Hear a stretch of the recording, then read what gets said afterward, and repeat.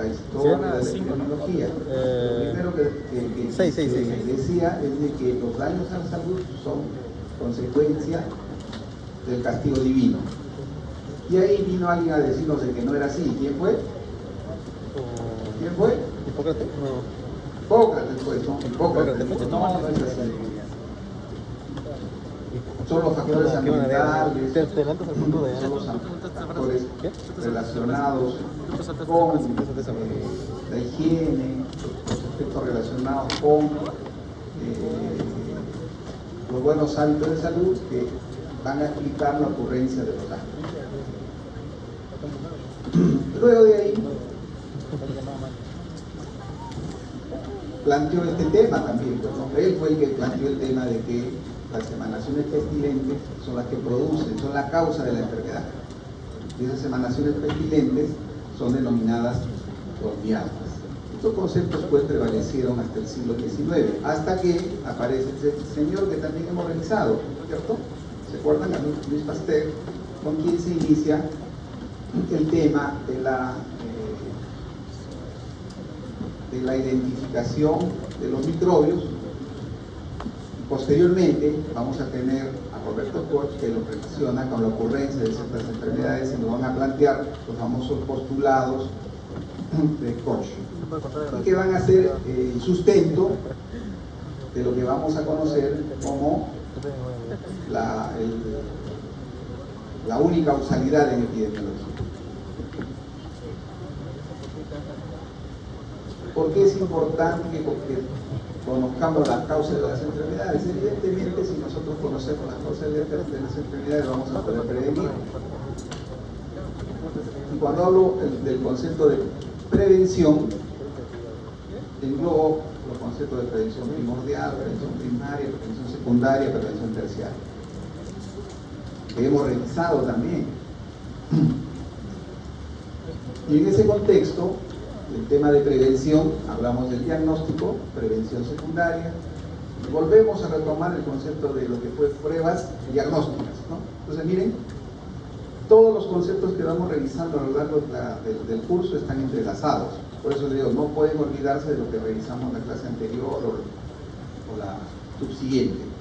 Y luego, si nosotros vamos teniendo o identificando la causa de un daño, vamos a realizar acciones de prevención, vamos a poder hacer un diagnóstico adecuado, consecuentemente vamos a poder aplicar un tratamiento oportuno, un tratamiento correcto. Esto también es importante de que recordemos: causa y variable. ¿Qué es una causa? Es un acto, suceso o estado de la naturaleza que inicia o permite que se inicie una secuencia de pasos para finalmente producir un efecto. Cuando hablamos desde el punto de vista epidemiológico, a esta causa la llamamos también variable independiente, ¿cierto?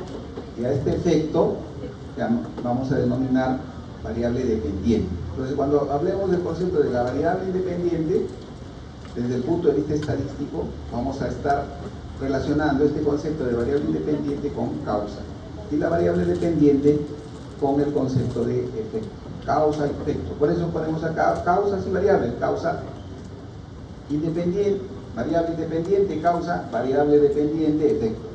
Relación causa-efecto. Entonces es un acto, suceso, estado de la naturaleza, la variable independiente o causa que inicia o permite que solo o en conjunto produzca un efecto. Rothman define la causa como un evento, condición o característica antecedente. Antecedente, variable independiente, pues no. Que si está presente, ¿qué cosa ocurre? Cambia la probabilidad. No es que produce la enfermedad, sino cambia la probabilidad. ¿De qué? De que ocurra un evento en un momento determinado, mientras otras condiciones permanecen. Entonces Rothman nos dice eso: una causa es un evento, condición previa que aumenta la probabilidad, la posibilidad de que ocurra un efecto determinado. Y ya viene el tema de lo que es causalidad en epidemiología, ¿no? Causalidad en epidemiología. son aquellas condiciones que al ser modificadas mediante una intervención sanitaria modifican la aparición del daño, pues aquel evento, condición o característica que tiene un papel esencial en producir la ocurrencia de una enfermedad. Eso es el concepto de causalidad en epidemiología. Y ese concepto de causalidad se relaciona con este otro concepto, que es la inferencia causal. Y nos dice acá que es la cuantificación del efecto causal de una exposición o tratamiento sobre un resultado.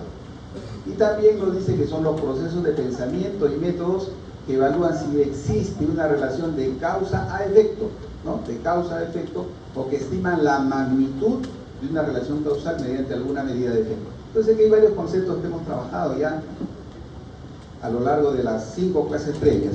Uno de los conceptos que tienen que reevaluar es que existe relación causa-efecto. Y acá cuando hablamos de relación, estamos hablando, dijimos, cuando hablamos de relación estamos hablando de que existe una asociación. Y eso tiene que ver con una medida de asociación que hemos trabajado la semana pasada, que son, ¿cuáles son esas medidas? El riesgo relativo y el OR, ¿no? El riesgo relativo, cuando tenemos la posibilidad de calcular ¿qué? Incidencias. Y si no tenemos la posibilidad de calcular incidencias, vamos a usar como medida de la fuerza de asociación el OR. Pero ese es un solo elemento que nos va a permitir determinar la asociación causal. Porque van a ver que hay una serie de criterios de causalidad y a partir de ello vamos a decir de que A es altamente probable que sea la causa de B.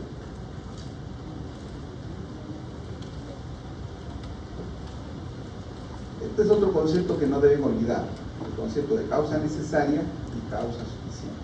De manera resumida, la causa necesaria es aquella causa que si no está presente no se produce la enfermedad. Traducir lo que está escrito ahí, ¿no?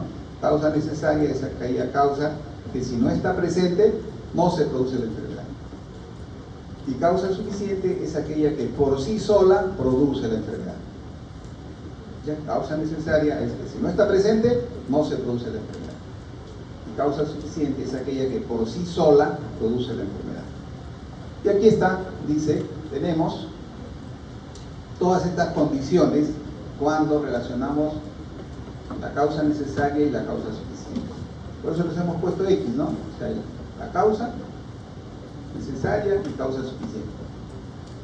¿Qué combinaciones pueden existir? De que la causa pueda ser necesaria y pueda ser suficiente para que se produzca la enfermedad. Esa es una condición. Otra condición es de que la causa sea necesaria pero no sea suficiente y se produce la enfermedad. La otra posibilidad es de que no sea necesaria la causa pero sí sea suficiente y se produce la enfermedad. Y otra condición en que la causa no es necesaria ni suficiente y se produce la enfermedad. Y esto, para que podamos explicar cada una de estas combinaciones, tenemos que recordar los diferentes enfoques que se tienen con respecto a la causalidad. Los diferentes modelos que vamos a ir explicando. Para la primera parte tenemos causa necesaria y suficiente. Dice, ¿qué nos dice este concepto de causa necesaria y suficiente? Quiere decir que el factor A, si decimos que es necesario, ¿qué quiere decir? El factor A, ¿qué? Que por sí solo produce la enfermedad. Y es suficiente. ¿Produce la enfermedad? ¿Qué? Si no está presente, no se produce la... Sí, por favor.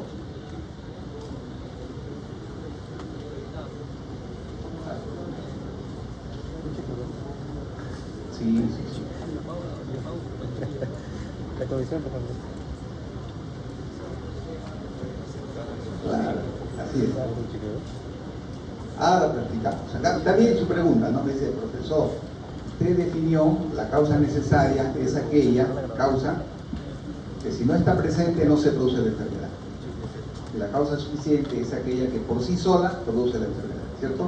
Y ahora usted me dice que puede ser no necesario y puede ser no suficiente y se produce la enfermedad. ¿Cómo es eso? Ahora le vamos a explicar. Entonces le digo, esto que estamos revisando ha ido evolucionando en razón a tu pregunta, ¿no? Cuando han aparecido daños en los cuales no hay causa necesaria y suficiente, ¿cómo explicamos? Entonces ahí vamos a presentar los diferentes modelos de causalidad. Está bien, muy bien. Entonces les estamos mostrando un ejemplo donde la causa es necesaria y es suficiente. Y le poníamos esto, ¿no? El factor A produce el efecto A. Y le poníamos debajo, el virus de la rabia produce enfermedad hidrofóbica, el virus de sarampión produce sarampión. A propósito de que tenemos casos de sarampión.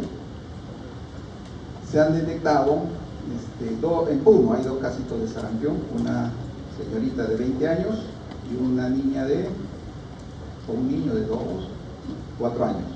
Entonces el problema es el siguiente, por eso epidemiología, hay que conocer la historia natural de la enfermedad para que cuando ustedes estén atendiendo a los pacientes puedan identificar tempranamente los casos. El tema es de que esta señorita ha hecho un viaje, pues, en un avión de Puno a Lima. Y estando en el avión ya hubieron personas expuestas. No nos preocuparíamos si nuestras coberturas de vacunación estuvieran en 95%. Para que no haya riesgo de que haya un brote cuando ingresa una persona con sarampión o cuando aparece una persona con sarampión, la cobertura debe ser 95% más. En el país estamos menos de 95%. Entonces existe la posibilidad de que ocurra un brote, y ahí estamos preocupados ahora, ¿no? Estamos con la alerta de que todo paciente con erupción febril, maculopapular, tiene que ser captado, tiene que ser evaluado, tiene que ser seguido. Entonces el comentario iba a que estamos planteando como causa necesaria y suficiente al virus de sarampión para que produzca sarampión. Entonces, yo les decía, ¿por qué se dice que una causa, cuándo se dice que una causa es necesaria? Entonces, quiere decir que si causa necesaria es aquella causa que si no está presente no se produce la enfermedad, ¿cierto? Entonces, si no hay el virus de la rabia o no hay virus de sarampión, ¿se producirá la enfermedad? No, por eso que es necesario. Siguiente pregunta, se dice que la causa es suficiente, ¿por qué? Por sí sola produce. Pues el virus de la rabia, ¿por sí sola produce hidrofobia? Sí, por sí sola. ¿A qué se refiere?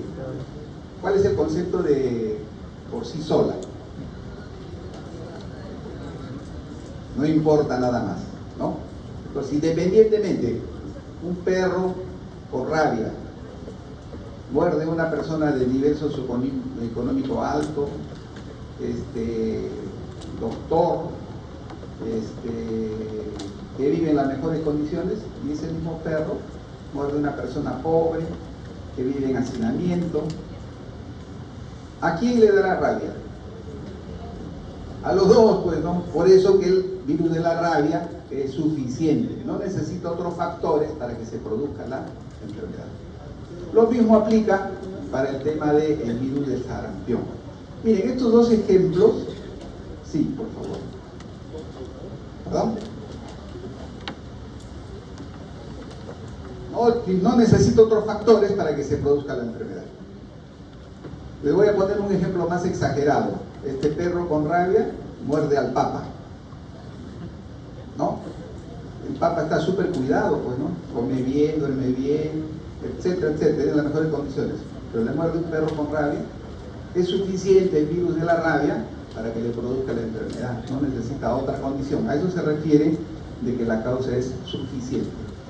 Y les pongo estos dos ejemplos porque, en verdad, ya con el avance científico casi ya no hay ejemplos en las cuales una causa sea necesaria y suficiente. Antes les poníamos el ejemplo del virus del VIH y el SIDA, les poníamos. Antes, pues, ¿no? Antes, cuando no habían los conocimientos que tenemos ahora. Ahora sabemos que hay personas que tienen el virus y no desarrollan la enfermedad, ¿cierto?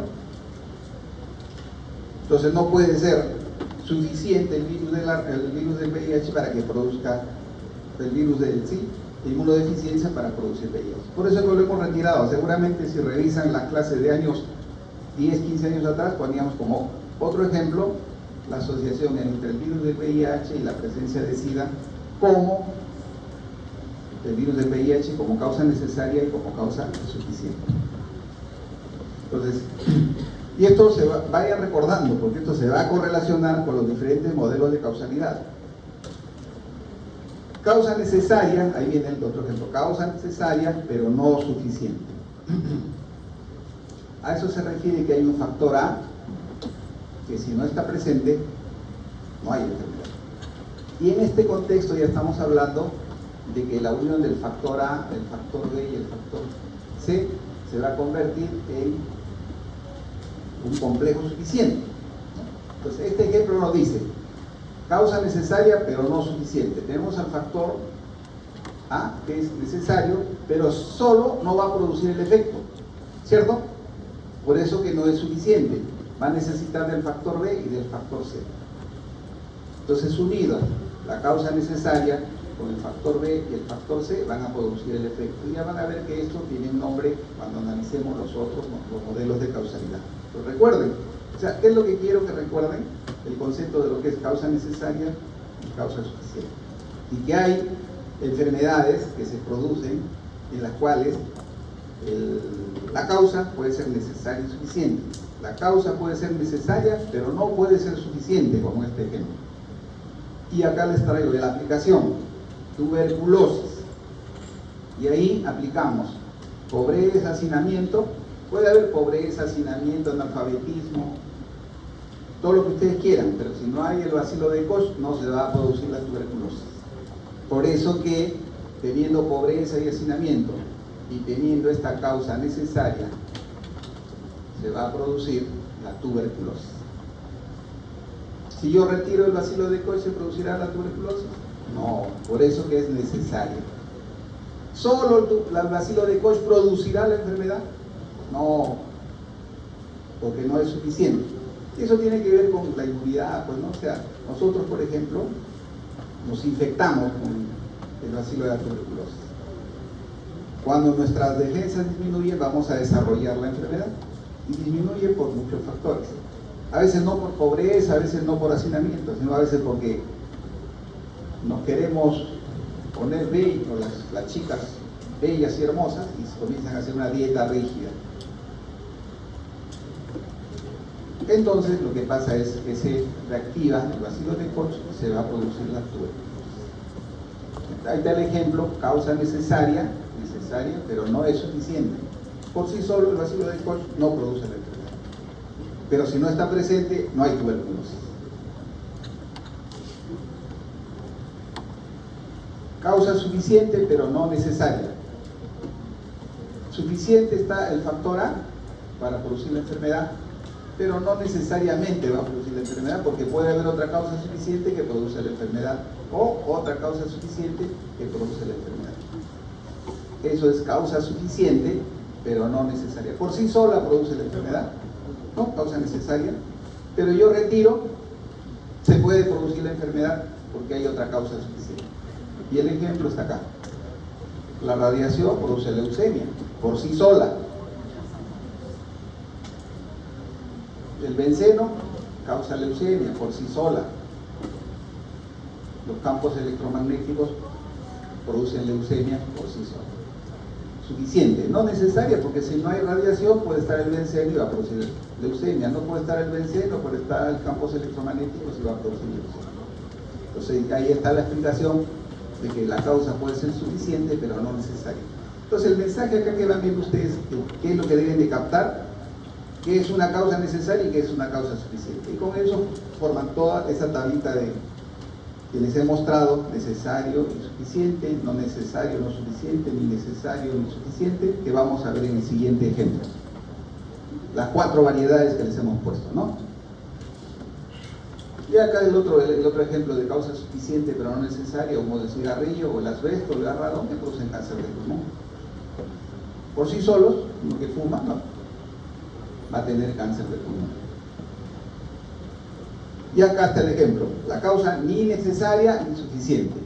O sea, puede estar el factor A más el factor B y el factor C más el factor D, o el factor C más el factor D y el factor E más el factor F, o el factor E más el factor F, ¿no?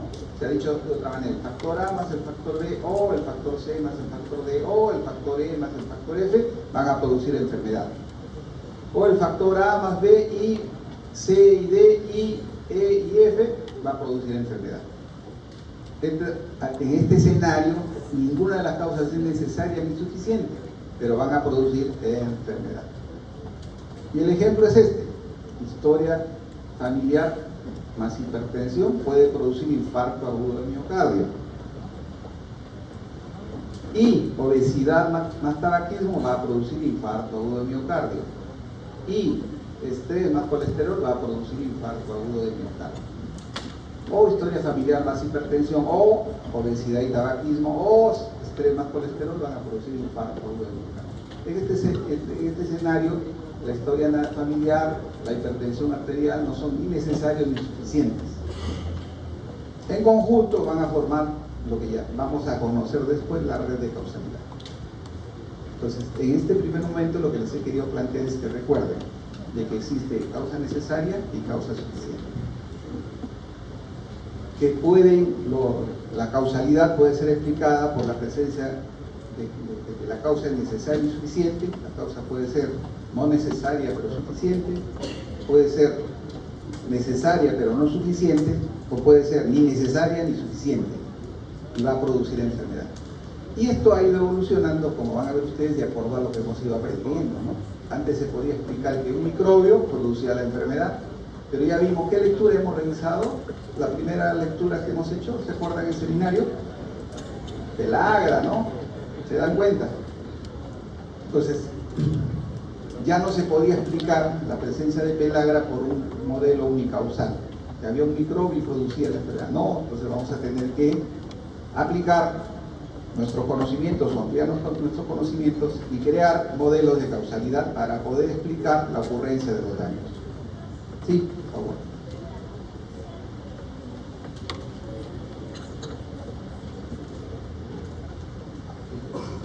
Acá, buena pregunta. Esa es la otra cosa que deben de recordar.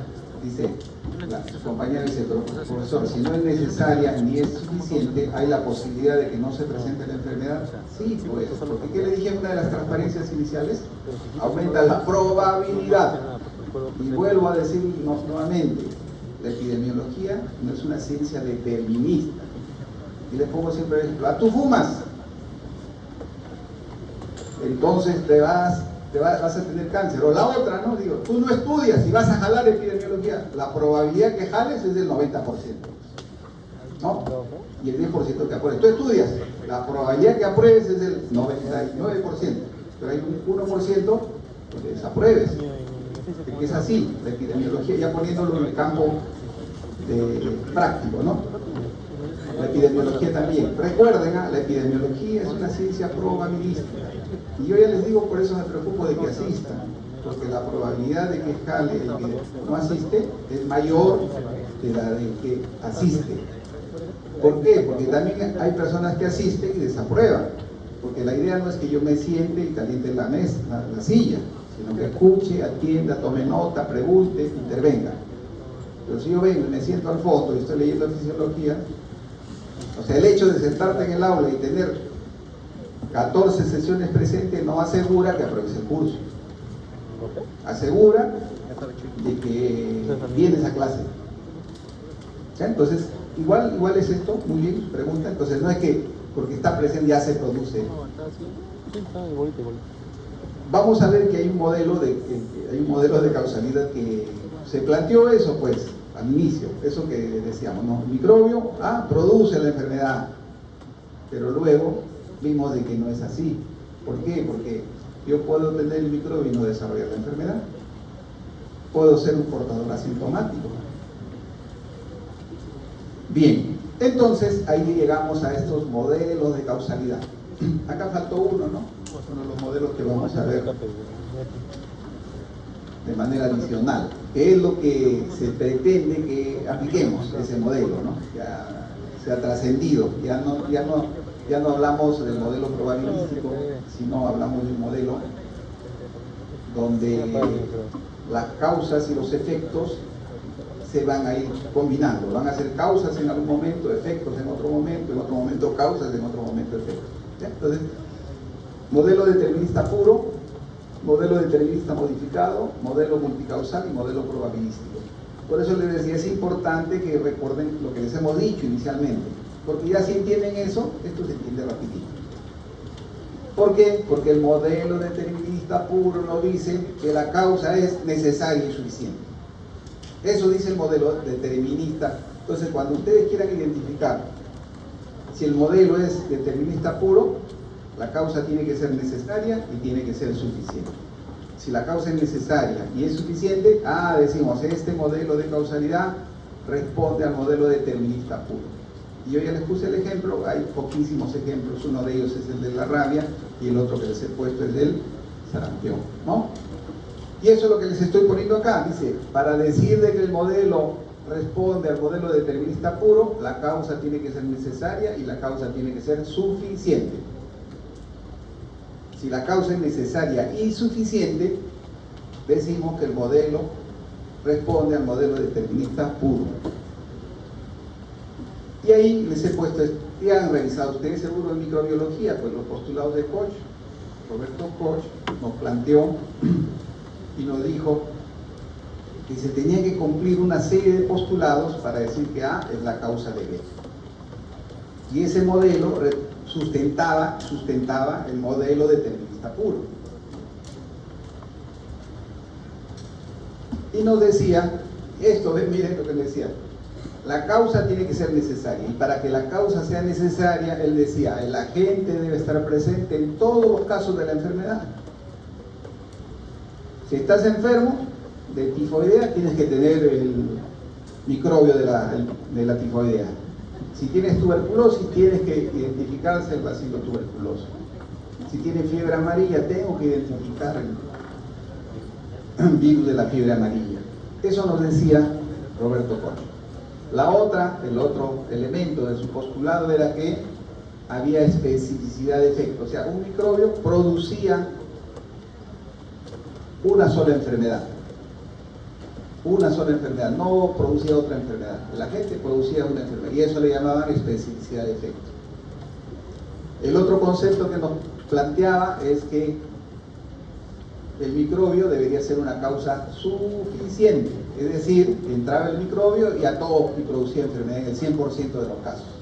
Eso es lo que nos decía el tercer postulado de Roberto Koch. Y el cuarto postulado, que decía que teníamos que aislar el microbio, o sea, identificar, sacábamos la sangre, aislábamos el microbio, o inyectábamos en un animalito y teníamos que identificar el agente de un cultivo puro, y es una causa única. Eso decía el modelo determinista puro y que fue sustentado por Roberto Koch. Pero ya saben ustedes ahora, eso es imposible pensar, pues, ¿no? De que las causas de que el modelo de la asociación causal responde al modelo unicausal. Y los hechos lo dicen ahora, pues, ¿no? ¿Cuáles fueron las limitaciones? Presencia del agente microbiano no se acompaña siempre, eso que decimos, pues, ¿no? La enfermedad, ya hemos visto, en historia natural de la enfermedad hay un espectro de la enfermedad. Puede ser asintomática, puede ser una enfermedad abortiva, o va a ocurrir definitivamente la ocurrencia de la enfermedad.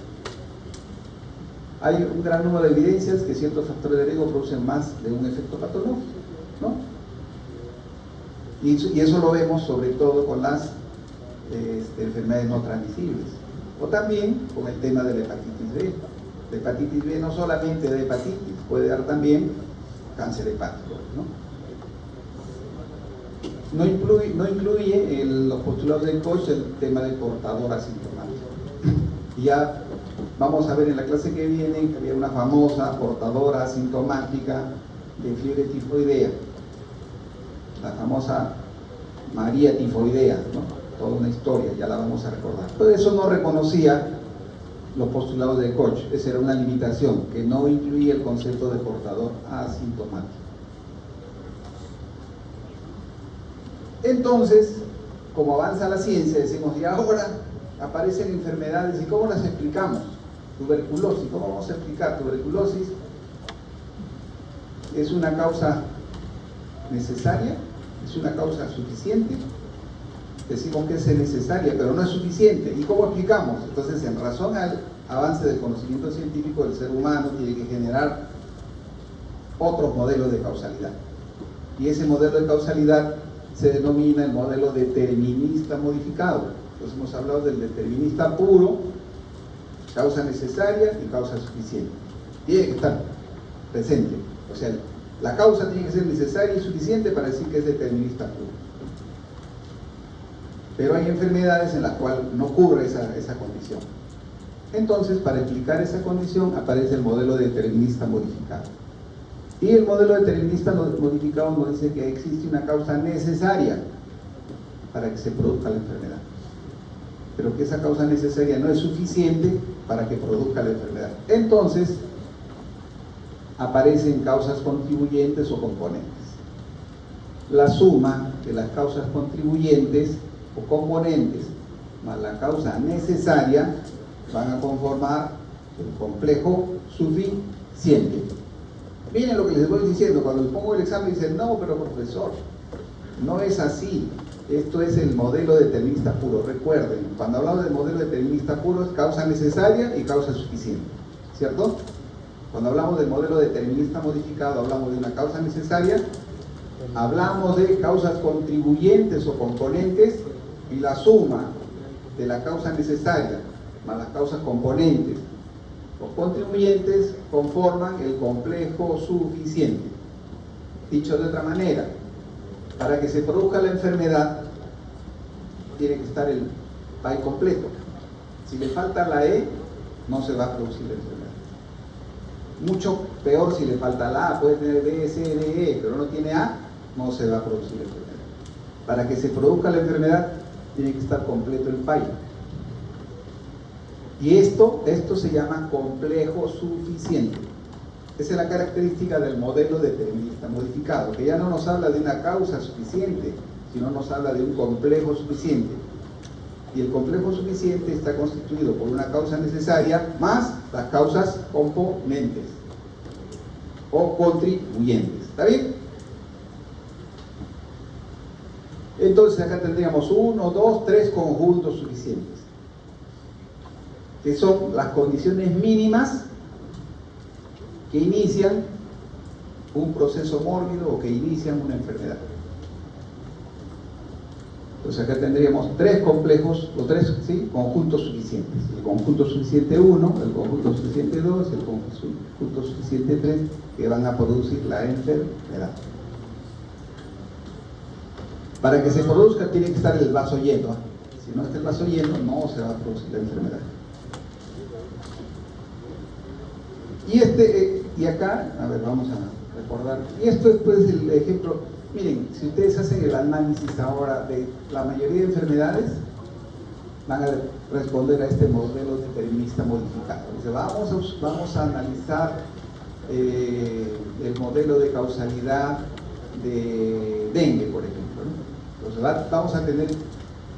vamos a necesitar la causa necesaria. ¿Cuál sería la causa necesaria en el dengue? El virus del dengue. Y tendríamos que buscar las causas contribuyentes o componentes. Exacto, todo eso, ¿no? Que permiten de que en conjunto se forme el conjunto suficiente. Cuando esté el conjunto suficiente, recién se va a producir el dengue. Y eso explica por qué las personas que viven en condiciones de pobreza, que no tienen educación, que no tienen acceso a los servicios de salud, tienen más probabilidad de desarrollar dengue que los que no tienen esos contribuyentes o componentes. ¿Está bien? Listo. Luego tenemos, dijimos, pero ahora no hay ni causa necesaria ni causa suficiente. ¿Cómo explicamos la ocurrencia de la enfermedad? De ahí viene este modelo multicausal, donde dice todo suceso es producido por una cantidad importante de factores, o al menos el principal está acompañado por otros muchos que se relacionan con él, estableciendo un conjunto de sistemas interactuantes con múltiples interconexiones. El modelo multicausal o la red multicausal, que la vimos también, ¿recuerdan? Vimos, ¿no? ¿Se acuerdan o no? Clase 2, ¿se acuerdan? Sí, vimos pues las cajas negras, ¿no? La red multicausal. Y esto es lo que nos dice, hay una serie de factores que no son ni necesarios ni suficientes, pero que van a desencadenar la enfermedad. Arteriosclerosis, hipertensión, enfermedad hipertensiva, trombosis cerebral, infarto de miocardio, a través de una red multicausal de interacción, sin que el fumar sea una causa necesaria ni suficiente, ¿cierto?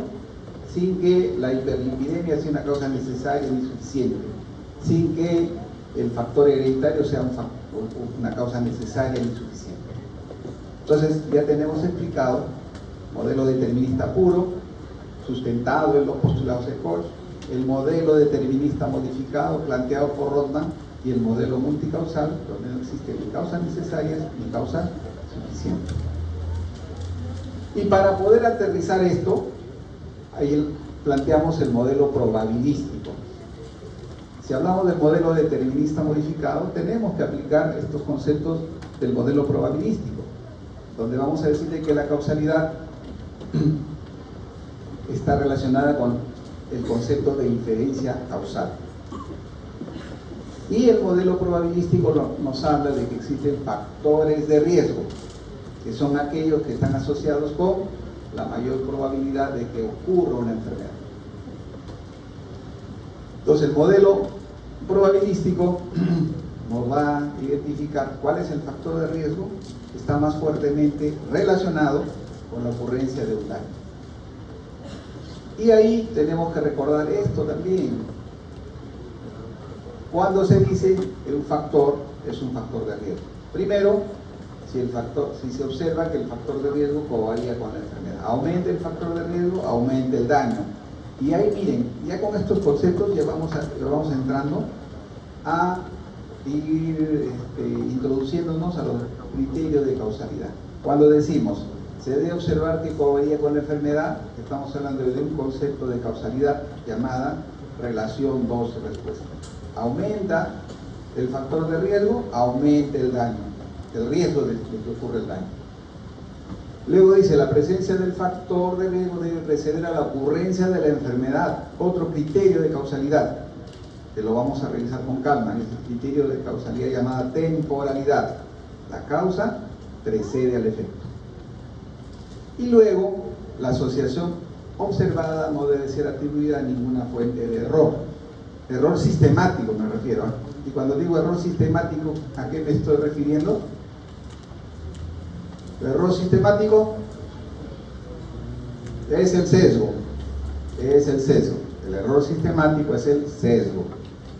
Entonces la otra es de que esa asociación que yo estoy viendo no sea debida a un error sistemático, a un sesgo. Porque si es producto de un error sistemático, de un sesgo, vamos a hablar de lo que más adelante vamos a conversar, de las asociaciones espurias o falsas. Listo, entonces para que digamos que un factor es de riesgo, debe covariar con la enfermedad, el factor debe ser anterior y que la asociación que estamos observando no es producto del azar, sino que realmente el factor está produciendo el daño.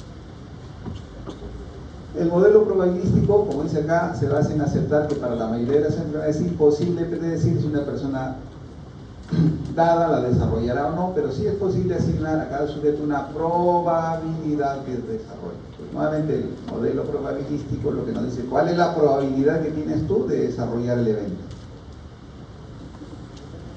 Y puede ser estimada a partir de observaciones de grupos de personas con características similares al del sujeto problema durante un periodo de tiempo. Por ejemplo, y aquí está observando el número de casos nuevos de cáncer de pulmón que aparecen en una población de fumadores durante un periodo de tiempo. Podemos estimar la probabilidad de que un fumador desarrolle cáncer de pulmón durante un periodo de amplitud similar. En este párrafo que están revisando ustedes, para poder definir eso que nos están pidiendo, estimar la probabilidad, ¿qué indicador podemos usar? ¿Qué indicador epidemiológico? Pregunta de examen, les pongo esto y les digo, ¿qué indicador epidemiológico podrá? Fácil, pues, ¿no?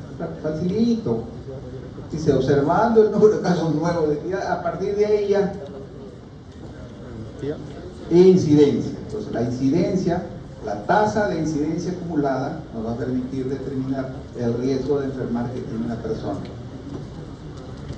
Y si le digo, queremos determinar la fuerza de asociación. ¿Qué medida? Riesgo relativo, ¿cierto? Y ahí está, ¿ven? Lo que ustedes han dicho, tasa de incidencia acumulada o riesgo absoluto, riesgo relativo y OR son las medidas. En este caso específico, TIA o riesgo relativo. ¿Por qué? Porque tenemos incidencias. Y si no les pongo casos nuevos, a ver, vamos a poner el ejemplo. Observando el número de casos de cáncer de pulmón que aparece en una población de fumadores durante un periodo de tiempo, ¿qué vamos a calcular? Están jalados todos. Por eso les digo, presten atención. Miren lo que dice, miren lo que dice. Yo les digo, borramos esto, y digo, eso es lo que... Ya se le pongo lo mismo, pues le cambio y usted se equivoca. Es que tienen que pensar, no sean automáticos. Miren lo que les estoy diciendo, dice. Observando el número de casos de cáncer de pulmón que aparecen en una población de fumadores durante un periodo de tiempo, incidencia, pues no cambia, ¿cierto? Entonces yo les pido eso sí, no hay truco en el examen, pero lean con calma. Tienen 60 minutos en el examen. No duden de lo que marcan también, porque pues a eso ocurre eso. Como tienen 60 minutos, repasan y cambian la correcta por la incorrecta. No, si están seguros, déjenlo ahí, ¿ya? Pero lean con calma. No estén asustados también de que el profesor va a poner trampas, sino lo que queremos es que ustedes reconozcan, pues, ¿no? Reconozcan la... ¿Cuáles son las ventajas del modelo probabilístico? Permite jugar con nuestra ignorancia de los procesos causales y la forma de observarlos. Permite la valoración de la relación dosis-respuesta entre una exposición y una enfermedad. Posibilita la creación de modelos matemáticos que facilitarán datos exactos e interpretables y analizarán exposiciones múltiples y o enfermedades para valorar las relaciones complejas existentes entre ellas. Entonces la ventaja es de que nos pone evidencia de lo que queremos analizar. Finalmente, esa es la ventaja del modelo probabilístico. Y como dice acá, a través de este modelo se trata de identificar distintas causas componentes y causas suficientes del modelo determinista modificado por los diferentes eslabones que se integran en el modelo multicausal. Dicho de otra manera, el modelo probabilístico sustenta al modelo determinista modificado y al modelo multicausal. ¿Para qué? Para identificar, pues, ¿no?, el peso de la causa componente, causa suficiente o de los diferentes eslabones del modelo multicausal. Y acá está el ejemplo del modelo determinista. Tenemos la diabetes mellitus y una serie de factores de riesgo que producen la enfermedad. ¿A qué modelo responde esto que les estamos poniendo acá? Multicausal. ¿A qué modelo multicausal? ¿A qué modelo multicausal? ¿A qué modelo responde? Multicausal, pues, ¿no? Al modelo multicausal. Entonces ahí este modelo multicausal que estamos viendo se sustenta. Yo digo, tengo este modelo multicausal, quiero intervenir. Para poder intervenir tengo que apoyarme en el modelo probabilístico, y el modelo probabilístico nos hace esto. Listo, ya interpretan ustedes que ya son tromes y dicen, el factor de riesgo menos fuertemente asociado es, y ya marcan la correcta. ¿O cuál es el factor de riesgo más fuertemente asociado con diabetes? Marcan la correcta. Teniendo en cuenta todos los elementos que están acá, pues, ¿no? El valor puntual y los intervalos de confianza.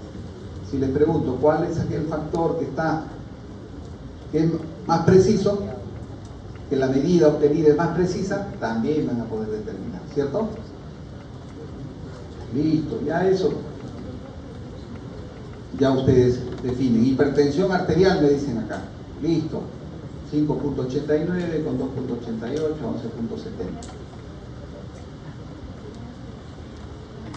Entonces, eso nos hace el modelo probabilístico. Nos sustenta al modelo multicausal y nos permite, y esto hemos revisado cuando hemos visto el tema de enfoque de riesgo, ¿no? Enfoque de riesgo hemos visto esto. Tiene relación con el tema de enfoque de riesgo y con el tema de paradigma de las cajas negras.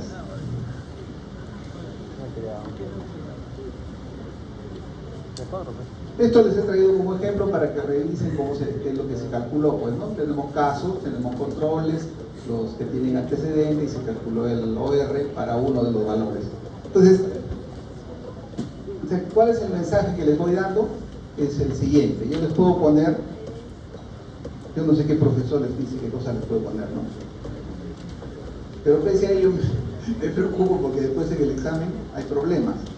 Entonces les puede dar la tabla, esta tabla, y yo les digo, dígame usted cuál es el factor de riesgo más fuertemente asociado, y listo, ¿no? No ahora porque están los resultados, pero cuando ustedes tengan que calcular, ya vamos a ver, ¿no? Por eso le digo, traigan su calculadorita, traigan su calculadora. No necesitan científica, esa de la que vende las verduras. Marca, súmala. Sí, por favor, dime. No, por favor, ahí sí les hago la aclaración. Cuando yo les pida que calculen, no les voy a pedir que calculen el intervalo de confianza. ¿Ya? No se preocupen de eso. ¿Ya? No hay problema. Porque yo les he dicho, la idea no es de que desaprueben, ¿no? Entonces le voy a pedir a alguien el intervalo de confianza, que se acuerden la forma. No, ¿ya? Por ahí no va. Lo que quiero es que analicen pues información, luego desarrollen la actividad con sentido. Y si lo hacen no hay ningún problema. Pero no nada de intervalo de confianza. Obviamente para interpretar sí seguramente, pues no tendré que ponerles el intervalo de confianza o no también. El estudiante cuando da un examen está preparado para la guerra, ¿no? Con todas las herramientas. No puede solamente ver con un ojo, tiene que ver con los dos ojos. ¿Ya? Listo. Entonces les decía esto para decirles si les pediríamos que determinen cuál y les damos solamente los valores para que ustedes calculen y calcularíamos así. O sea, dicho de otra manera, si les damos esta pregunta tendrían que hacer 1, 2, 3, 4, 5, 6, 7 tablas de 2 por 2, ¿cierto? ¿Para qué? Para que identifiquen cuál es aquel que tiene la mayor fuerza de asociación, y eso es lo que les he puesto acá, dice. Entonces, hemos puesto antecedente familiar de diabetes y hemos construido la tablita de 2 por 2 y hemos calculado que el OR es 9.24 con un intervalo de confianza de 4.78 a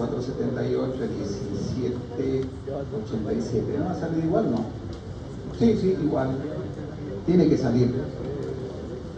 Listo, ya con esos ejemplos más, listo. Entonces vamos ahora al otro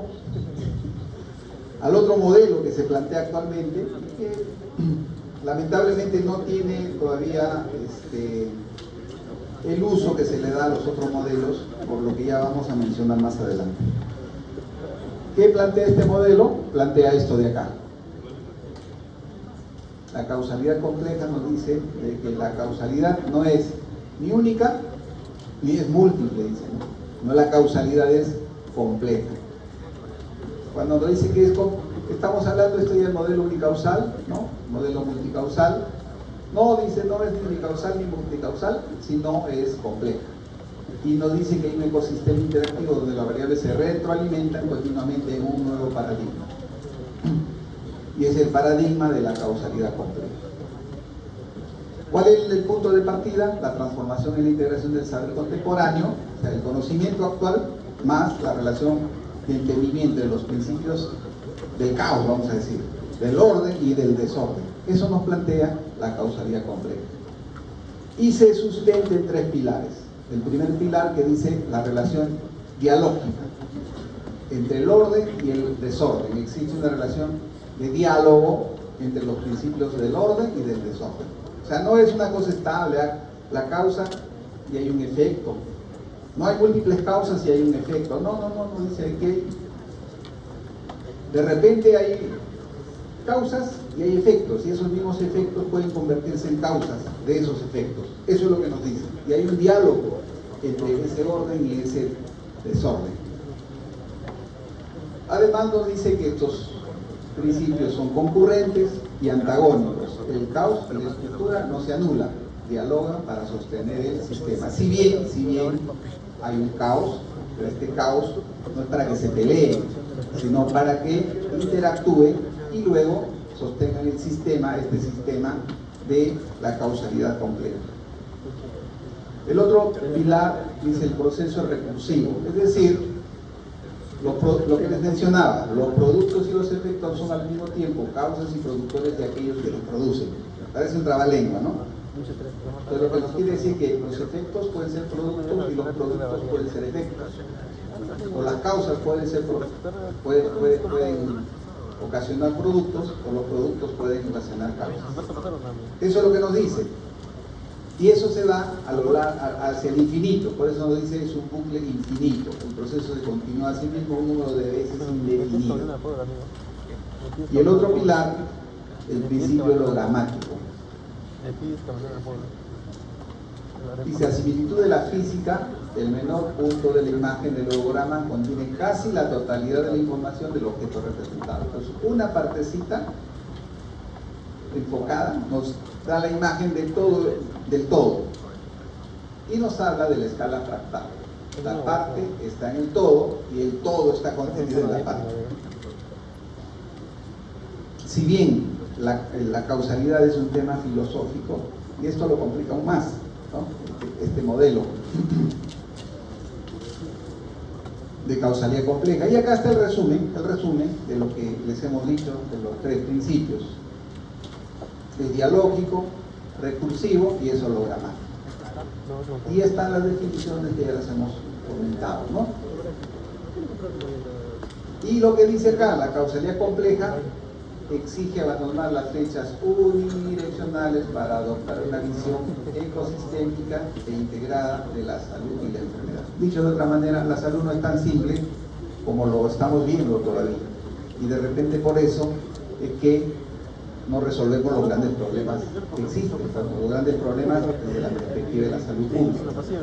Entonces plantean este modelo de causalidad compleja, pero que tiene limitaciones. Ahí viene el tema que todavía nos estamos rigiendo actualmente, fundamentalmente por el modelo causal, por el tema de las enfermedades no transmisibles, y para las enfermedades transmisibles, el modelo determinista modificado, sustentado en el modelo probabilístico que les mencioné.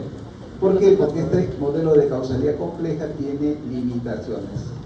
Primero, que todavía no está completamente elaborado, está en proceso de construcción, pese a que ya tiene un buen tiempo, no es tan nuevo. Y no existe una amplia documentación con relación a su aplicación práctica, ¿no? Todavía, ¿cómo aplicamos esto que les hemos, que el holograma, que dialogante, que recursivo, cómo lo aplicamos en el campo? Eso todavía, de repente, cuando ya ustedes estén enseñando epidemiología, estén ya diciendo, no, sí, esto se aplica así, pero actualmente todavía. Y esa es la limitación. Si bien es un enfoque más amplio, no es un enfoque unidireccional, sino es un enfoque recursivo, como dice, el problema es que la aplicación práctica es difícil. Entonces esos son los modelos de causalidad. Bien, hemos partido conociendo los conceptos de causa necesaria, causa suficiente. A partir de esos dos conceptos hemos construido los modelos de causalidad. Unicausalidad, el modelo determinista modificado. Y miren lo que les digo, también unicausalidad o determinista puro. Es lo mismo, el modelo de unicausalidad dice, pero profesor, usted dijo que era determinista puro. Sí, pues se llama el modelo de unicausalidad también. El modelo determinista modificado o de Rothman, el modelo multicausal, el modelo probabilístico y de la causalidad compleja que acabamos de ver. Una vez que hemos revisado esos conceptos, ahora vamos a aprender qué procedimiento seguimos nosotros para establecer la causalidad en epidemiología. Esto a veces parece, dice el profesor, ¿cuándo aplicaremos? Lo van a aplicar. Cuando estén de internos, acuérdense de causalidad. Cuando ustedes estén de internos y a un paciente le indican un medicamento y hace un shock anafiláctico, para decir si el medicamento le produjo el shock anafiláctico o lo otro, están en la emergencia y llega un niñito que en la mañana le pusieron una vacuna y que presentó un problema de salud X. Y van a decir, este probablemente sea un ESAVI, un evento supuestamente atribuido a la vacunación. O sea, le pusieron una vacuna de la pentavalente, Es verdad, tío. y llegó convulsionando al establecimiento de salud. Entonces, entre los antes, sí, le han vacunado. Hoy día en la mañana yo estaba sanito, mijito, lo han vacunado y ahora está convulsionando. Ahí vamos a tener que usar esto que les estoy enseñando, Ahí está, ¿no? para decir si la vacuna causó el evento. Y ahí es donde aplicamos este concepto de causalidad. Entonces no está alejado, no es una cosa que esté en el aire, ¿no? Es cosas que las van a aplicar. ¿Para qué? Para que no le echen la culpa a la vacuna. Cuando vino el COVID, Bueno, entonces, tuvimos una cantidad impresionante de reportes de SARI severos y le echaban la culpa. Una de las condiciones era de que al paciente le habían vacunado y después de la vacuna había desarrollado ¿por qué COVID. me crean? Entonces ahí no era tan difícil determinar de que no había asociación causal, porque primero la causa supuesta no era un virus vivo atenuado, ¿cierto? No era, o sí era. Eso, por ejemplo, tienen que conocer también ustedes, el tema de vacunas, ¿no? No era un virus vivo atenuado. Entonces, era imposible de que le produzca COVID. Usualmente, todos esos casos terminaron como eventos coincidentes, pero hay patologías que sí tenemos que deslindar si la vacuna, por ejemplo, de COVID, le produjo plaquetopenia, sí está descrito, o le produjo Guillain-Barré.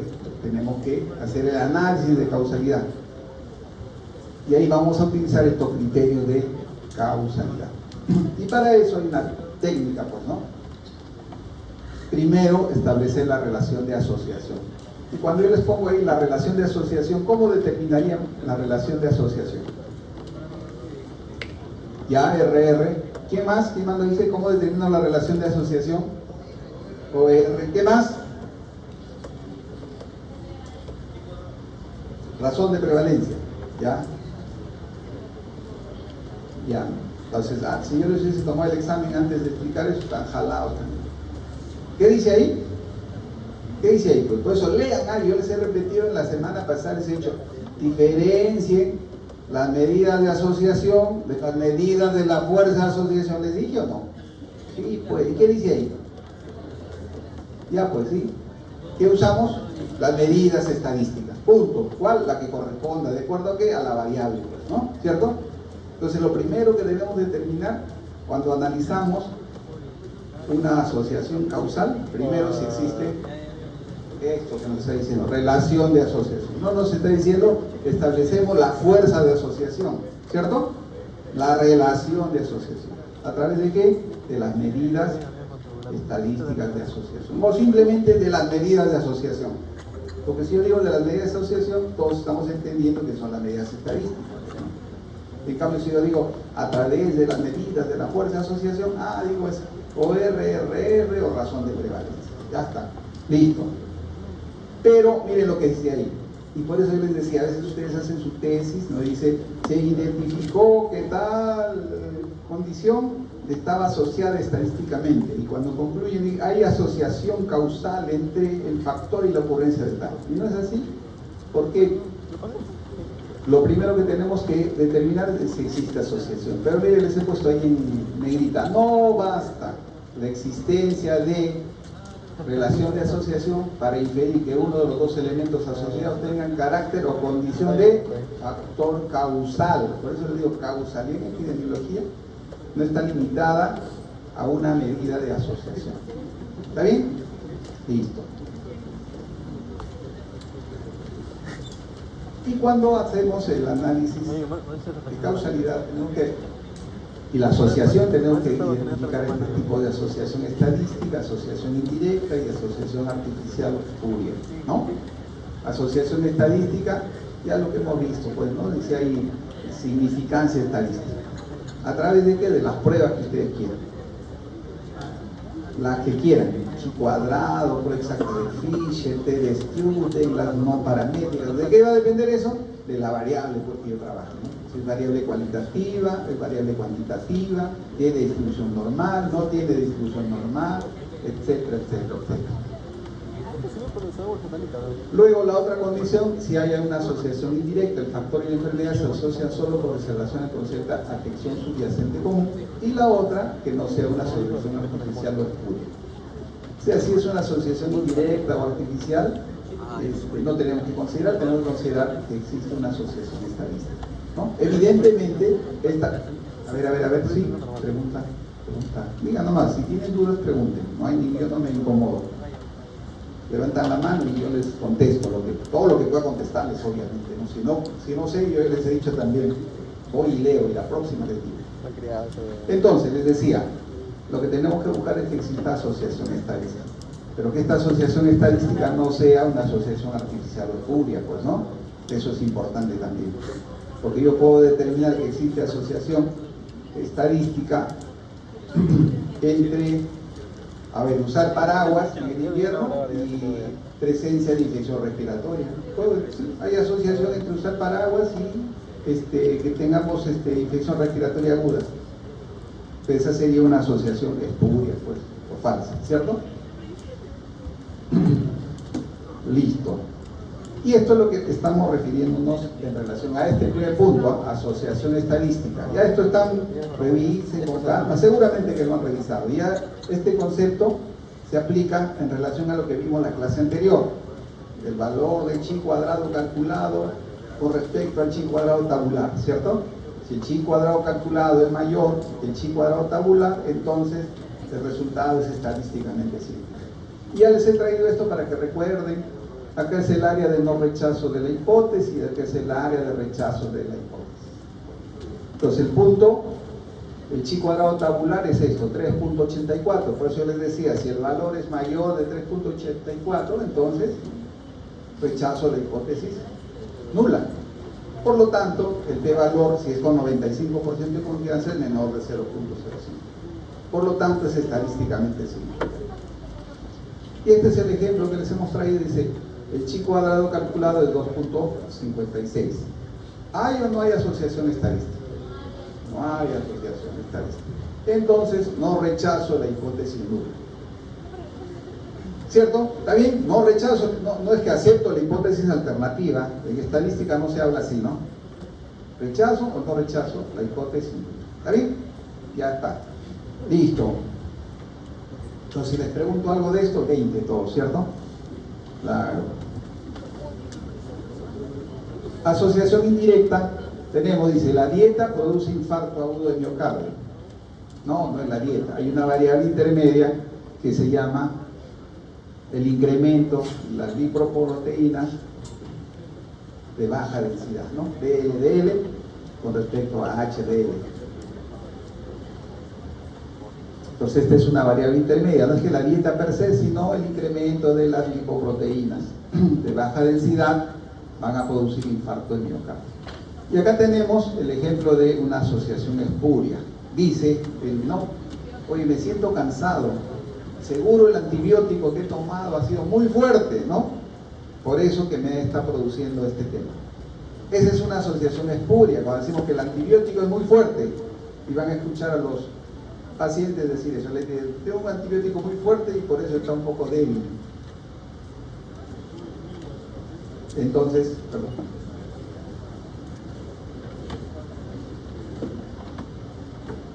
Ya. Me dice a un antihistamínico de primera generación, también se aplica. Bueno, dependiendo del efecto, pues, ¿no? O sea, lo común es que decimos, se le dio un antibiótico y por eso está débil, le ha puesto un antibiótico muy fuerte, dice. Esta es una asociación espuria, ¿no? Porque lo que realmente le está produciendo la enfermedad infecciosa viene a ser, perdón, lo que le está produciendo la astenia es la enfermedad infecciosa.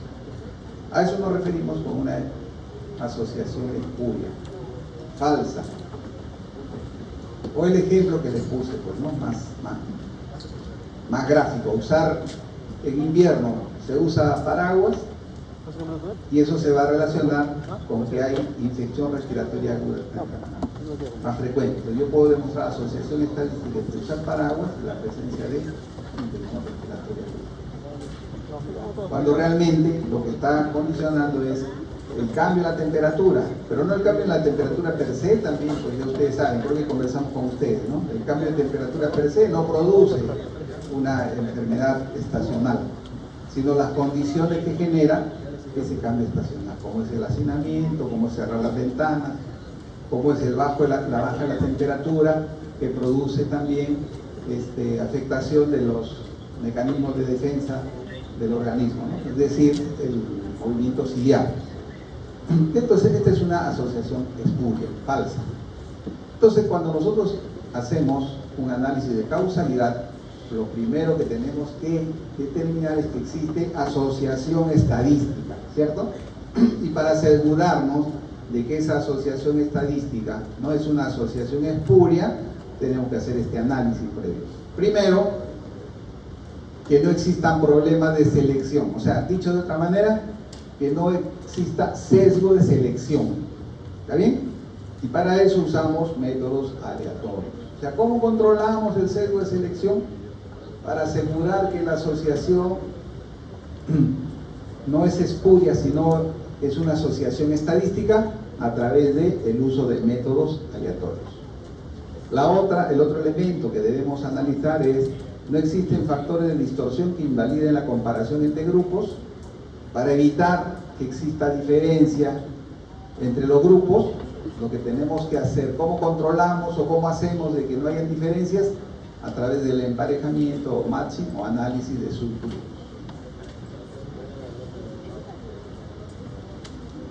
Ya esto lo vamos a revisar con detenimiento, pero recuerden, o sea, primero tenemos que hacer un análisis de los resultados que tenemos, si realmente existe una asociación estadística. Y para asegurar de que existe una asociación estadística, tenemos que evitar la existencia de sesgo, específicamente de selección.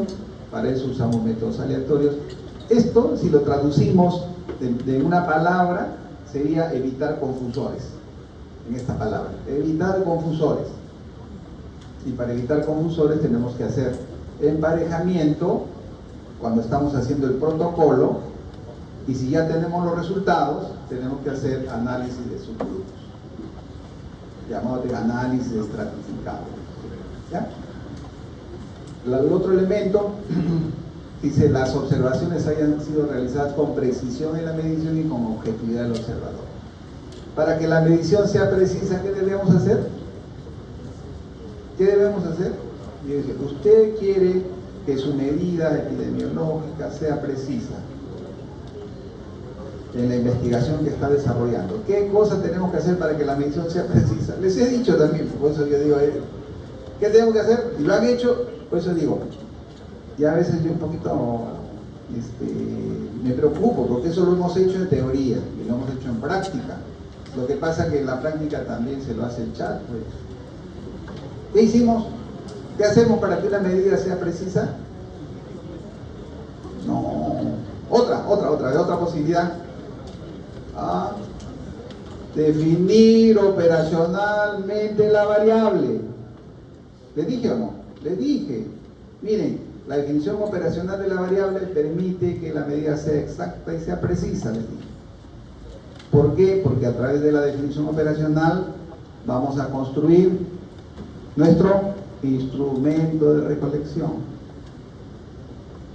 Todo esto debe quedar, como yo le digo, no solo para el examen, sino para la vida. Cuando le digo para la vida, para cuando usted haga su protocolo de investigación.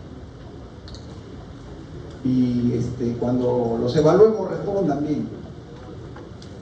Yo se les pregunto cuando soy jurado, yo llevo epidemiología, porque hay preguntitas que les hacemos de este tipo que son sencillas, y el estudiante debe saber cuando hace su proyecto qué es lo que está haciendo.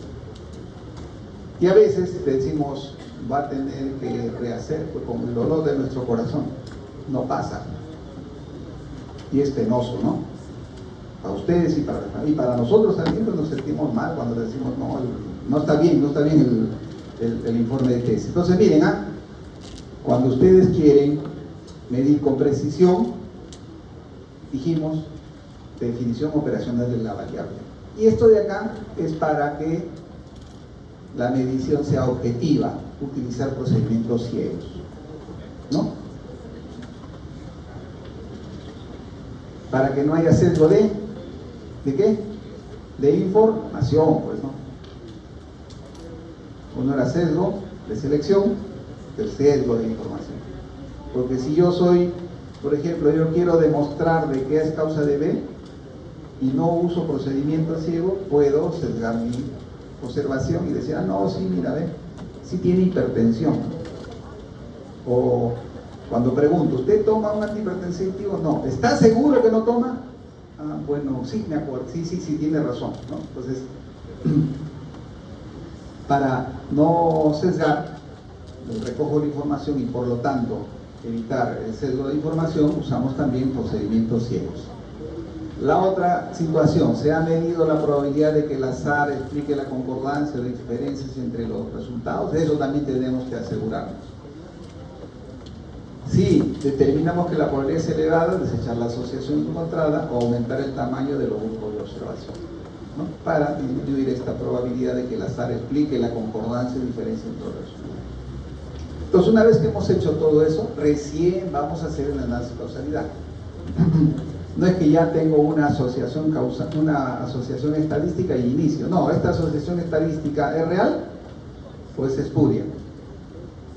Para decir que es real, hacemos todo ese análisis previo que les he enseñado, ¿eh? Y luego que tenemos eso, digo, la asociación, bueno, ya este es un resumen. ¿Sesgo en la selección o medición? No. ¿Esto es producto del azar? No. ¿Hay factores de confusión? No. Ah, entonces comenzamos el inicio del análisis de causalidad. Si es sí, no es causa. Si es sí, no iniciamos el análisis de causalidad. No iniciamos el análisis de causalidad. No iniciamos el análisis de causalidad. Entonces, lo primero, determinar que exista asociación estadística.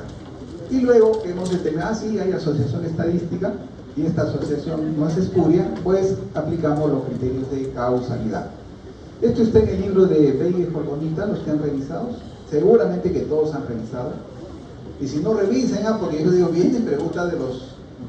Bueno, en realidad no tendría que ni anunciarles, porque ustedes cada semana dan un pasito. Entiendo de que han leído. Y de ahí también viene de esas lecturas que han revisado, ¿ya? De las lecturas que están en teoría, me parece que les he puesto el de Veiga y Jorbonita en teoría, y está este cuadrito donde dice los criterios de causalidad planteados en base a lo de Bradford Hill, o lo original son estos criterios de causalidad de Bradford Hill, y Bonita los ha ido adaptando, ¿no? Entonces, algunos coinciden, algunos no. Son sinónimos, por ejemplo, esto sí, relación temporal, temporalidad. Verosimilitud, plausibilidad biológica, Bradford Hill. Coherencia, consistencia, Bradford Hill. Intensidad, a ver chicos, un ratito, ¿sí? Descansamos un minuto, a ver, delegada, un ejercicio para que... ¿Puedes o no? Ya, yo, sí, la delegada, pues, si no, ya hacemos un ejercicio de relajo, ¿sí? Claro, un relajito. A ver, párense jóvenes, van a hacer lo que nuestra delegada nos va a decir para que no nos aburramos. Ya, párense chicos, vamos, arriba.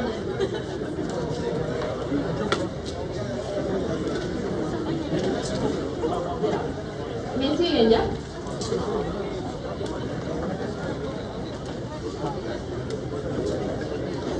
Hasta 5.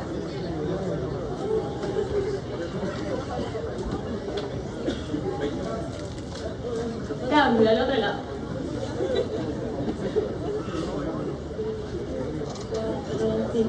Ya, ahora entrelazan sus deditos y para arriba con las puntitas.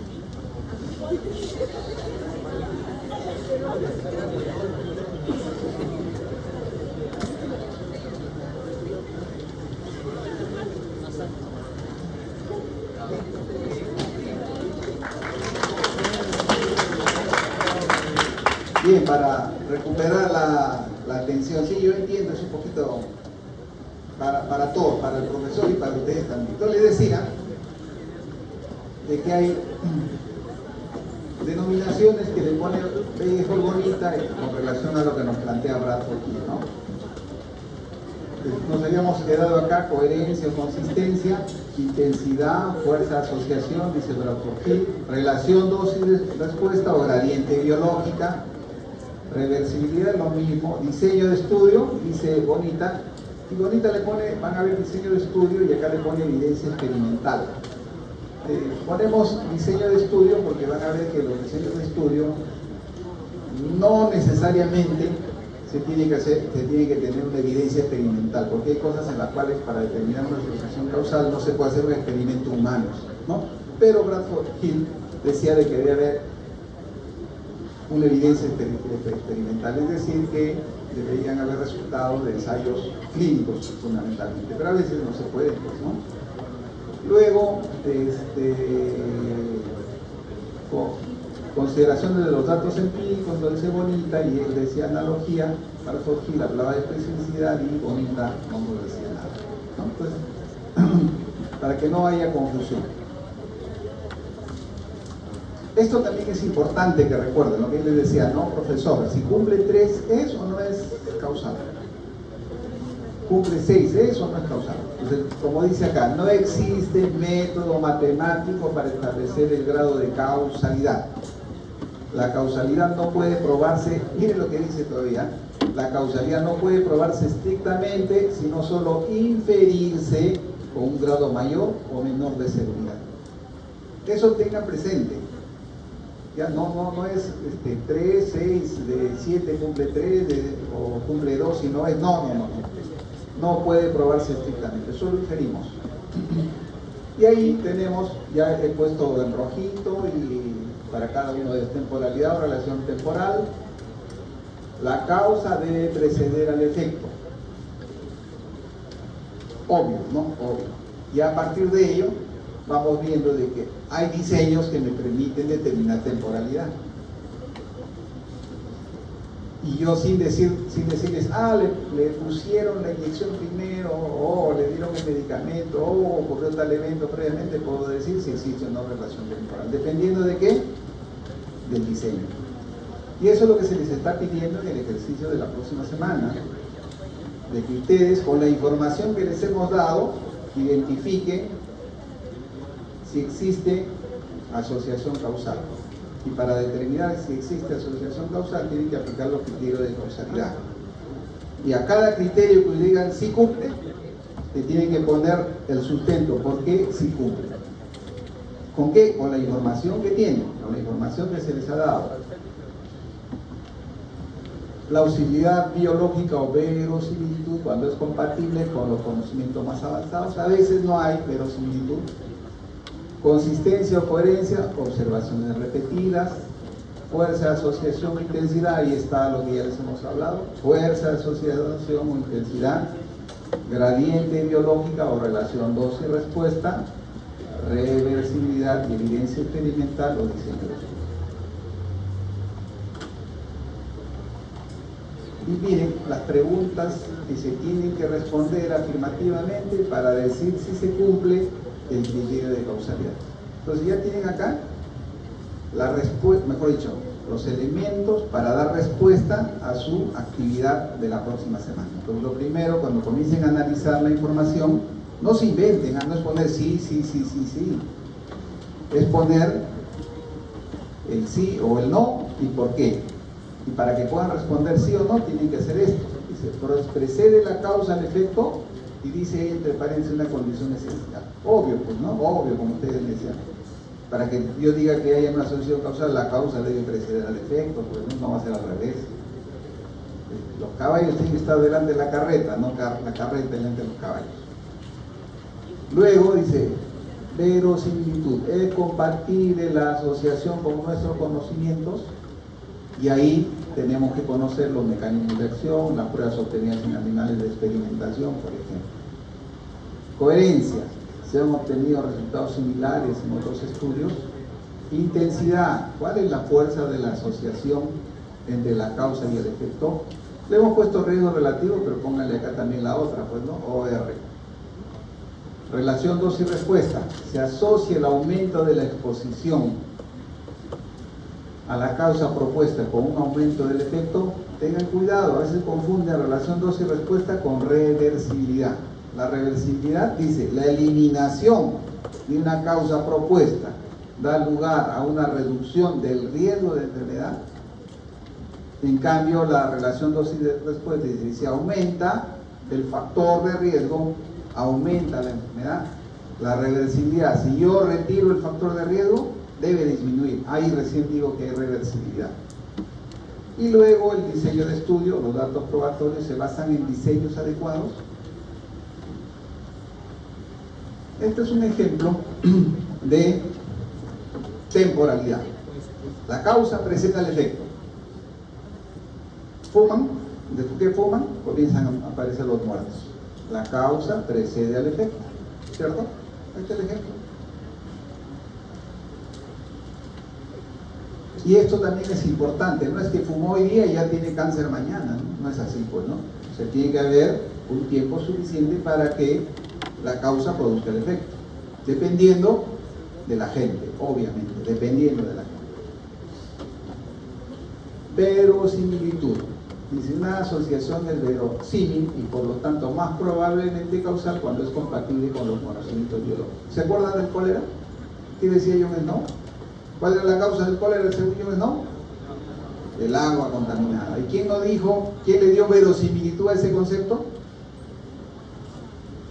Entonces, cuando yo les pregunto, ¿quién le dio verosimilitud? Eso se los he dicho. ¿Quién descubrió el vibrio cólera? Ese señor que hemos revisado hoy día. No, el señor que hemos revisado hoy día, del modelo unicausal. Koch identificó el vibrio cólera. 30 años después, este señor dijo que el agua producía la enfermedad. Entonces miren ahí, ¿ven? Ahí se identificó que había una asociación causal entre el agua y el cólera. Y en esa época no había verosimilitud. Pero no porque no existía verosimilitud, no se dijo o mejor dicho, no se descartó esa asociación. Entonces, ¿con qué le quiero graficar con eso? De que pueden faltar criterios, pero eso no desecha una asociación de causalidad. Entonces, 30 años después, el señor Koch identificó el vibrio cólera y le dio verosimilitud a lo que nos planteó en 1854 este señor Snow. En 1884 se descubre el vibrio cólera por Roberto Koch.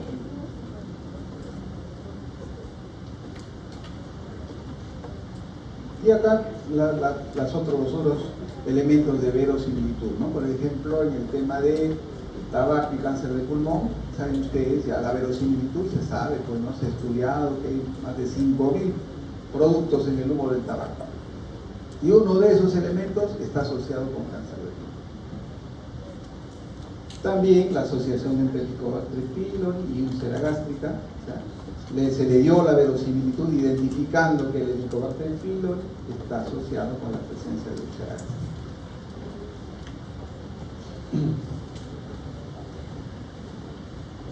Acá bien, ¿cuál es la verosimilitud biológica del tabaquismo y bajo peso al nacer? Entonces, ¿cómo demostramos de que el hábito de fumar en la mujer produce bajo peso al nacer? ¿Qué le daba la verosimilitud? Esto de acá dice, el tabaco reduce el flujo sanguíneo placentario. ¿Por qué? Porque la nicotina causa vasoconstricción. Entonces, al reducir el flujo, obviamente el niño va a tener menos aporte de nutrientes y va a crecer menos. El monóxido de carbono causa hipoxia fetal. Antes se decía, las mujeres que fuman tienen más riesgo de que tengan sus niños con bajo peso. Esa asociación causal. ¿Cómo se le dio la verosimilitud? A través de estos elementos. El cianuro, yo les decía, hay más de 5.000 productos del cigarro, uno de ellos, el cianuro, también provoca retraso en el crecimiento fetal. Entonces, estos elementos le dan verosimilitud a esta asociación causal. Con eso cumplimos un criterio de causalidad. Yo le recomiendo, de acuerdo al ejercicio que tienen, revisen y sustenten si hay o no verosimilitud. Pese a que no está no pongan ahí verosimilitud, no cumple porque no hemos revisado, pues, ¿no? Porque ya lo que plantea el ejercicio tiene verosimilitud, porque es un ejercicio, creo que de 1800 y tantos, el ejercicio que les hemos dado, o de 1900. y tantos, ya no recuerdo cuál de los dos les hemos puesto. Pero es una información bastante anterior que, a la luz de los conocimientos, ya cumple este criterio de verosimilitud.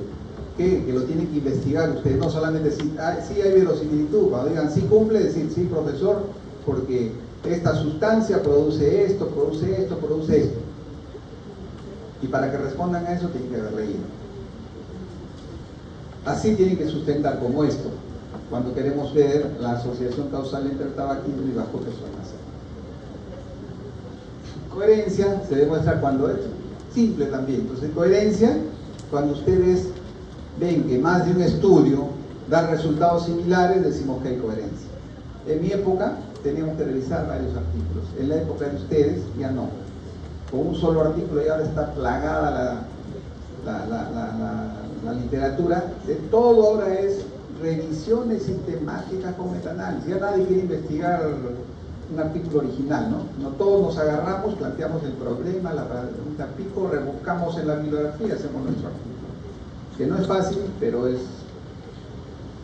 digamos, menos esfuerzo que estar recogiendo información. Entonces, cuando ustedes quieren demostrar que existe coherencia, busquen un artículo, una revisión sistemática con metaanálisis, y en ese metaanálisis van a encontrar que varios estudios dicen lo mismo. Con eso demostramos que existe coherencia o consistencia. ¿Está bien? Coherencia o consistencia. Y acá les he puesto, pues utilizando la técnica de metaanálisis, se combinan varios resultados, etc. Eso lo vamos a ver, esto les pongo también como una cosa de ejemplo nomás, ¿no? Porque cuando hacemos el análisis vamos a ver el OR, los bigotitos, esto porque es triángulo, etcétera, etcétera, etcétera, etcétera. Eso lo vamos a ver cuando hagamos diseños epidemiológicos. ¿Está bien? Entonces acá hay 17 estudios de prevención secundaria con beta bloqueadores después del infarto del miocardio. Lo que nos están diciendo es cómo se comporta la mortalidad en aquellos pacientes con infarto de miocardio que recibieron beta bloqueadores. Y ahí están los OR. Ya. Como yo les digo, en este momento no le voy a poner, diga usted, cuál es el más cuál es la asociación, no, porque simplemente para decirles de que para que nosotros podamos decir que cumple el criterio este de acá, el criterio de coherencia, deben haber múltiples estudios que digan lo mismo. Antes teníamos que revisar estudio por estudio, ¿no? Ahora, con el metaanálisis podemos concluir si nuestra asociación hay o no coherencia o consistencia. ¿Está bien? Chacata también nos habla de epidemia, o sea, este medicamento, trastuzumab, induce cardiotoxicidad en mujeres con cáncer de mama, en quienes se les trata la lipidemia, ¿no? Entonces, nos habla también, ahí están todos los valores. Esto nos dice que existe coherencia y consistencia si queremos analizar esta asociación. Son 100 ya, pues, amigo. Yo vengo y son 120, amigo. Luego tenemos el otro criterio. Este criterio es intensidad o fuerza de asociación. ¿Cuál es la intensidad de la asociación entre la causa y el efecto? Calculen esto. Ya en la casita calculen. Siempre cuando yo digo calculen les doy un buen consejo. Y les he puesto acá. ¿Cuál es el OR? ¿Cuál es el OR? Y calculan de cada uno de ellos. ¿Ya? Entonces vamos a ver cuál es el OR en los hombres y cuál es el OR en las mujeres. Y con eso determinamos que existe intensidad en la asociación o fuerza de asociación. Ya interpretan, puede ser más de uno o menos de uno. Si más de uno, hay asociación. Y dependiendo, si llega a 2.4, si no recuerdo mal, o 2.6, ustedes que tienen mejor memoria, 2.5, 6, pues decimos que hay una asociación muy alta, pues, ¿no? Una fuerte asociación. Este criterio es relación dosis-respuesta, ¿no? Nunca fumó. ¿Qué es esto? Odds, rango, ajustado. Cáncer de mujeres que usaron progesteroterapia de reemplazo. Nunca usó, menos de 3 años, 3 a 5 años y más de 25 años. ¿Y cómo se comportó el tema de cáncer de mama, ¿no? Cáncer de mama. A mayor tiempo de uso, mayor asociación, que lo podemos determinar con el OR, con la tasa de incidencia, con cualquier indicador. Lo que tenemos que ver es de que a mayor dosis, mayor efecto. En este caso, cuanto más tiempo usó el estradiol, la terapia de progesterona con estradiol, hubo más riesgo de que se presente cáncer de mama en mujeres con menopausia. Relación dosis-respuesta. Ya está con fumadores, como un cigarrillo, una cajetilla, 2 cajetillas, 3 cajetillas, etc. Y los catalogan como fumadores de baja intensidad, moderada y alta, fumadores de alta intensidad. Y teníamos los años de fumar también, pues, ¿no? Los años. Nunca fumaron. Entonces eso es lo que también les decía, ¿no? Cuando hablamos de epidemiología, de probabilidad, estos que nunca fumaron, sí tuvieron, pues, ¿no? Riesgo, pero el riesgo fue menor que estos que fumaban. Estos que fumaban 25 más días tienen la probabilidad de tener cáncer de pulmón. Entonces se asocia el aumento de exposición a la causa propuesta con un aumento de efecto. Si es sí, decimos que cumple el criterio de relación dosis-respuesta. En cambio esto, reversibilidad. Deja de fumar, no, miren, dejó de fumar 5 años, 10 años, 15 años, 20 años, y tantos años, disminuyó el riesgo, la tasa anual de mortalidad. Lo grave del cáncer de pulmón es de que el riesgo, o sea, mejor, o sea, el mensaje, antes se decía deja de fumar, ¿no? Puede ser un mal mensaje, el mensaje no fumes nunca. Porque si dejas de fumar, tu riesgo siempre va a ser mayor, pasado hasta 25 años que has dejado de fumar, va a ser mayor que aquel que nunca fumó. Entonces el mensaje es, no fumes, no es deja de fumar. Además, el riesgo disminuye lentamente, como ven ustedes. No es que yo hoy día fumo 4 cajetillas de cigarrillo y mañana dejo y ya estoy libre, no. El riesgo va a seguir siendo alto hasta 25 años después. Para eso sirve también la epidemiología. Pues, ¿no? La epidemiología dice, la propaganda no debe ser deja de fumar, la propaganda debe ser no fumes. ¿Por qué? Porque se sustenta en este criterio de reversibilidad, por ejemplo. Luego tenemos el tema de los diseños de estudio. Yo es lo que les decía, ¿no? Entonces, cuando hablamos de diseños, hay 2 tipos de diseños, los experimentales y los observacionales.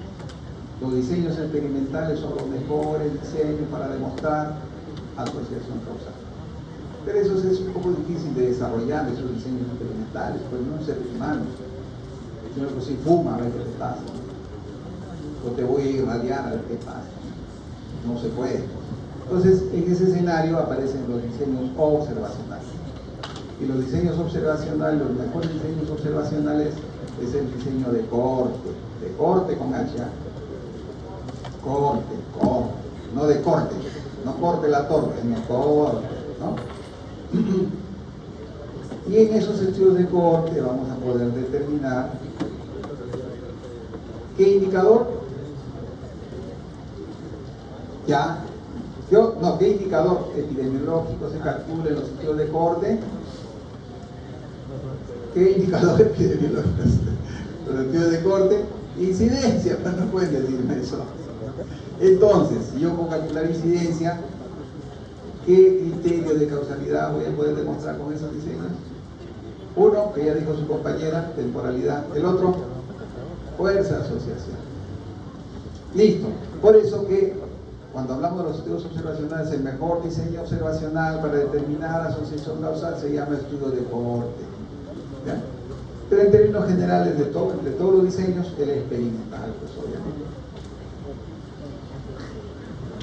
Aquí está un poquito que les vamos dando calidad de la evidencia, a alta y baja. Yo les he traído todavía esto. Si ustedes revisan, acá aparece otro rectángulo por encima de esto, ¿no? Y se llama metaanálisis. Todo es metaanálisis ahora, ¿no? Pero hay que usar con cuidado, con criterio, ya saben ustedes la información que nos proporcionan, ¿ya? Entonces, eso es lo que yo les decía cuando, si hablamos en términos de todos los estudios, los ensayos clínicos aleatorizados, que es el ensayo clínico controlado aleatorizado, el famoso ECA. Luego ya los controlados no aleatorizados, luego, todos estos son estudios experimentales, ¿eh? Todos estos dos. Clínico, aleatorizado, controlado, no aleatorizado, son experimentales. Ya estos de acá son estudios observacionales. Y entre los observacionales, el estudio de cohorte es el que tiene la mayor potencia para poder determinar asociación causal. Listo, yo creo que con eso vamos terminando. Entonces, ¿cómo valoramos la relación causa-efecto? Primero, la asociación observada puede ser de guía cero, selección o omisión, no. Puede ser deberse un fenómeno de confusión, no. Puede ser una casualidad, no. Puede ser causal, probablemente aplicamos los criterios de causalidad. ¿Está bien? Entonces, ya saben ustedes, para iniciar un análisis de causalidad, lo primero que tenemos que determinar es si la asociación es o no estadísticamente significativa. Si existe asociación estadística. Y para que digamos que realmente existe asociación estadística, tenemos que hacer todo el análisis previo que les enseñé, dedicar centros de selección, centros de información, confusores. Teniendo eso, ya decimos hay una asociación causal, hay una asociación estadística, y luego aplicamos los criterios de causalidad. Bueno, y aquí está el resumen de la relación causa-efecto, puede deberse hacer pero es lo mismo, y acá aplicamos los criterios de Hill. Listo, jóvenes, con eso terminamos. Saquen su hojita para irnos felices y contentos. Rapidito, vamos rápido.